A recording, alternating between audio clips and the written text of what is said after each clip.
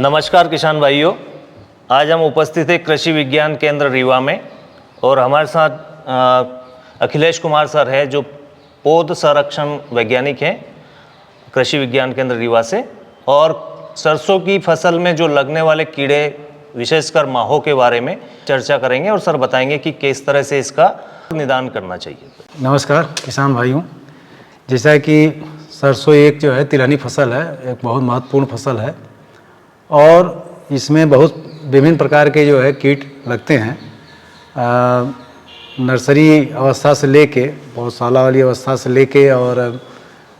फली बनने वाली अवस्था तक जो है बहुत सारे कीट लगते हैं, जिसमें एक महत्वपूर्ण कीट है माहो, जिसको हम लोग एफिड भी कहते हैं माहो। तो इनसे बचने के लिए बहुत सारे उपाय हैं। आजकल क्या है, जैविक खेती और प्राकृतिक खेती की बात होती है, तो हमारे किसान भाई कोशिश करें कि अगर ये अक्टूबर माह के जो है 15 अक्टूबर से लेके और 25-30 अक्टूबर के बीच में अगर सरसों की बुआई कर दें तो इस कीट के प्रकोप से जो है हम जो है या हमारे किसान भाई जो है बच सकते हैं। लेकिन जैसे जैसे सरसों की बुआई में जो है देरी होती जाती है तो इस कीट के प्रकोप का जो है चांस या इनके प्रकोप बढ़ने की संभावना जो है बढ़ जाती है। साथ ही साथ अगर हम जो है पूरे साल भर की फसल की खेती की बात करें तो अगर हम सरसों की लगाने की बात कर रहे हैं तो खासकर हम ध्यान दें कि हमको कुछ जो है कल्चरल प्रैक्टिसेस, जैसे कि गर्मी में गहरी जुताई होना चाहिए, फसल चक्र का प्रयोग होना चाहिए और ख़ासकर जैसे बीज का उपचार भी हम कर सकते हैं। बीज का आजकल जो है बहुत अच्छी जो है इंसेक्टिसाइड है जिनका हम उपचार कर सकते हैं, तो उपचार करके भी जो है इस कीट के प्रकोप से बच सकते हैं।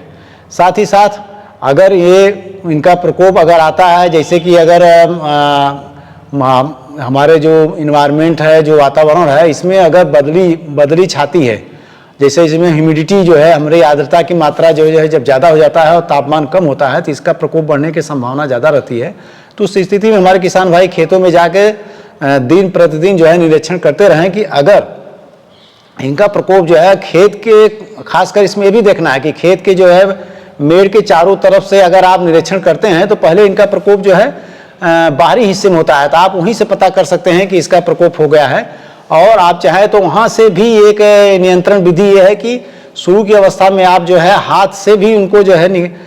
निकाल के तोड़ के जो है उनको नष्ट कर सकते हैं, तो इनका फैलाव बीज के खेत में या पूरे खेत में नहीं हो पाता है। तो ये भी एक विधि है कि इनको जो है काट के हम निकाल सकते हैं, सूट क्लिपिंग जैसे कहते हैं, इनको चाकू की सहायता से या ब्लेड की सहायता से काट के हम निकाल सकते हैं, तो इनका फैलाव नहीं हो पाता है।